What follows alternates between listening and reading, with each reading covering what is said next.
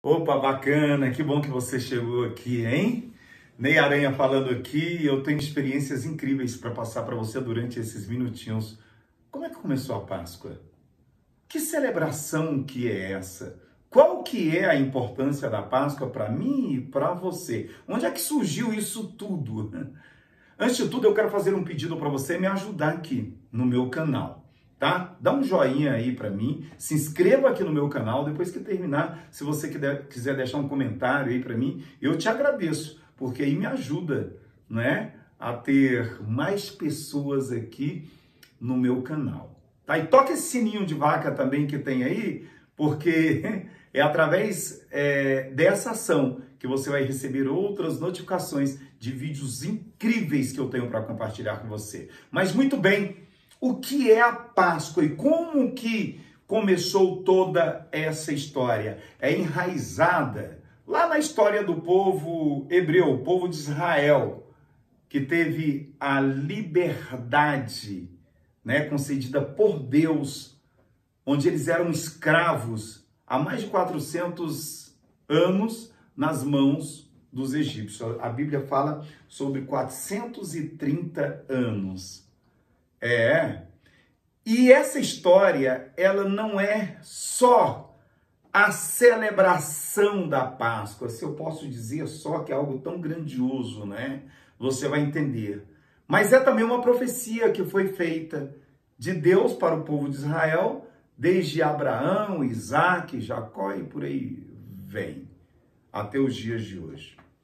O povo de Deus estava sendo oprimido, escravizado, como eu falei anteriormente, há 430 anos. Eles eram judiados, eram massacrados, mas Deus falou que iria libertá-los das mãos do povo egípcio. E assim ele resolveu fazer. Mas como já existia essa tradição do povo egípcio escravizar o povo hebreu, o povo de Israel, então Deus entendeu que precisava trazer consciência ao povo egípcio. Deus liberou, então, 10 pragas. Eu não vou falar aqui das 9 pragas. Em outro vídeo, eu falo para você de cada uma delas. Mas eu vou falar aqui da 10ª praga. Ela foi a mais dolorida, a que mais doeu o meu coração quando eu comecei a ler e entender isso na Bíblia. Por quê? Porque um anjo da morte invadiu o Egito. E qual que era a missão daquele anjo da morte? Matar todos os primogênitos. Uma curiosidade, até mesmo os primogênitos dos animais. Então todos os primogênitos do povo egípcio eram mortos. Os filhos mais velhos eram mortos, a começar pelo filho do imperador, que foi morto ali naquela ação, ali naquela situação. Inclusive, ele não foi morto sendo primogênito, porque ele precisava ver o que estava acontecendo. Mas aí o povo de Deus, que é o povo de Israel, eles foram orientados a matar um cordeiro, sacrificar um cordeiro, pegar o sangue do cordeiro, melar os portais de suas casas. Aquilo foi uma orientação dada por Deus. Assim, o que acontecia? Quando o anjo da morte pairava por sobre o Egito e saía matando todos os primogênitos, os filhos mais velhos, ali naquela casa, onde tinha um portal pintado com sangue do cordeiro, o anjo saltava. O anjo da morte pulava. Então, o pular, e em hebraico, significa Páscoa, Kissar, Páscoa. Então daí, Páscoa, saltar, pular. Então quando o anjo da morte passava, ali matava os primogênitos do povo egípcio, mas poupava a vida dos primogênitos do povo judeu. Então assim surgiu a Páscoa. Agora tem uma coisa interessante que aí veio trazendo tradição por tradição a Páscoa até os dias de hoje. E naquela época era assim que acontecia. Para que eles se lembrassem daquela saída deles do Egito, onde eles cruzaram o Mar Vermelho, foram para o deserto e ali eles ficaram durante 40 anos até chegar na Terra Prometida. E aí, para eles se lembrarem dessa época, se lembrarem dessa situação, era realizada uma celebração. E qual que era a celebração? Uma vez por ano, durante uma semana, cada família precisava pegar um cordeiro. Aquele cordeiro, ele ia para dentro de casa.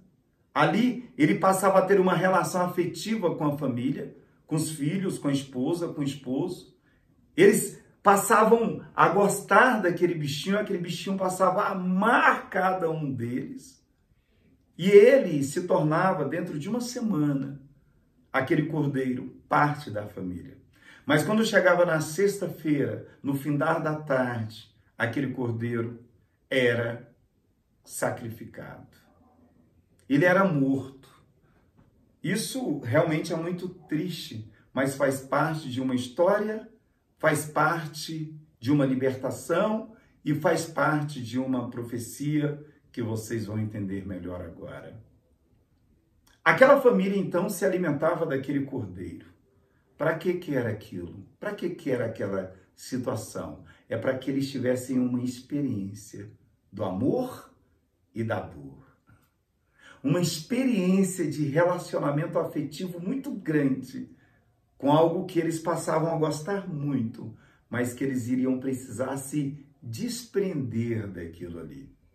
Aquilo era uma força espiritual que eles tinham, lembrando da época em que eles eram escravos do povo egípcio. Mas como é uma profecia, anos depois, algum tempo depois, quem vem? O Salvador. Essa história apontava para a vinda de Jesus Cristo, o Salvador da terra, Filho de Deus. Então veja como que se desembaraça essa história incrível. Jesus Cristo chega até a terra, começa da sua vida carnal e começa o seu ministério aos 30 anos de idade. Durante 3 anos, ele convive com os discípulos. Ele passa a ter amizade com aqueles discípulos. Ele sai para pescar com os discípulos. Ele troca experiências boas e ruins com aqueles seus seguidores. Ele fica tão amigo de cada um deles que ele sai com Simão Pedro todos os dias para almoçar, para jantar na casa de Simão Pedro. Num desses dias, ele até cura a sogra de Simão Pedro, de tão amigos que eles ficaram. Dele, de Pedro e de todos os seus discípulos. Era uma experiência incrível conviver com Jesus Cristo. Eles passaram a ter um amor muito grande em estar com Jesus Cristo, sabendo que Jesus Cristo era o próprio Filho de Deus, sabendo, crendo e aceitando aquilo. Mas aí, um certo dia, ele resolve parar um pouco, depois de ter feito tantos milagres, curado cegos, paralíticos, na presença de todos os seus seguidores. Ele reúne os 12, olha nos olhos de cada um deles. Sabe, aquele desenho daquela mesa onde está Jesus Cristo no centro e todos os 12 do lado dele conversando, batendo papo? Jesus Cristo diz: eu estou aqui porque eu preciso me despedir de vocês. Eu preciso deixar vocês neste momento. Eu preciso deixar essa vida carnal e voltar à minha vida espiritual. E naquele momento houve um silêncio muito grande e um vazio no coração de cada um deles, de entender que eles não teriam mais a companhia de Jesus Cristo. Mas aí Jesus olha para eles e diz, acalentando cada um deles, calma, mas eu estarei com vocês todos os dias, todos os minutos, todos os segundos. Eu estarei junto ao meu Pai intercedendo por cada um de vocês. E mais, quando vocês se sentirem tristes, amargurados, lembrem-se de mim, cortando o pão, comendo o pão, lembrando do meu corpo, simbolizando o meu corpo e tomando vinho, do jeito que nós estamos fazendo aqui, como memória a mim, tomando vinho, o vinho que representa o meu sangue. Isso é a Páscoa. É a lembrança de Jesus Cristo. Então, ele diz para os seus discípulos, tenham calma, porque eu ainda vou voltar para buscar cada um de vocês. Eu amo tanto vocês, nós ficamos tão juntos, nós nos conectamos, Jesus Cristo diz. Tivemos tantas experiências agradáveis, às vezes algumas ruins, foram tantas parábolas, tantos ensinamentos que eu compartilhei. Aliás, compartilhei tudo que eu aprendi com cada um de vocês. E o meu amor é tão grande por vocês que, olhando nos olhos de Pedro, ele disse, Pedro, você vai me trair. Você vai me trair. Você vai me negar 3 vezes. Mas mesmo assim, eu continuarei te amando. Judas, você vai me trair.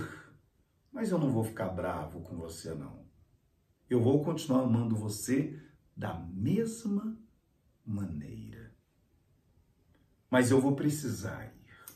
Eu vou precisar deixar essa parte carnal e voltar ao meu espiritual. Mas eu volto para buscar cada um de vocês. Vocês sentirão um vazio muito grande, vocês sentirão a minha falta. Vocês sentirão a falta de tudo que nós fizemos e realizamos. E cada vez que vocês se lembrarem de mim, cortem o pão, tomem o vinho em minha memória e celebrem a Páscoa. É isso.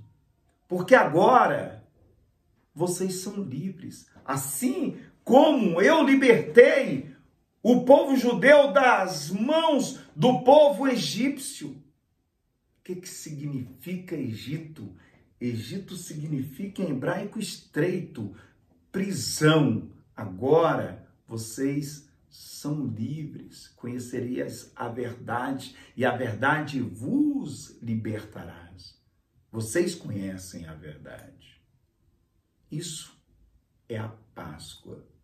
Essa é a história genuína da Páscoa, onde traz a lembrança de Jesus Cristo, Filho de Deus, que foi crucificado numa cruz, foi morto para salvar a mim e a você.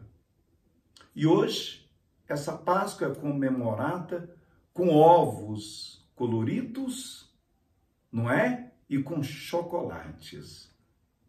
Mas o verdadeiro sentido da Páscoa, você pode comemorar da maneira que você achar melhor. É a lembrança de Jesus Cristo, o Filho de Deus. Isso é a Páscoa. Essa é a história. Esse momento em que nós estamos vivendo é para lembrar, para comemorar, para ter fé. E a cada dia de nossas vidas, aceitar Jesus Cristo como nosso único e legítimo Salvador.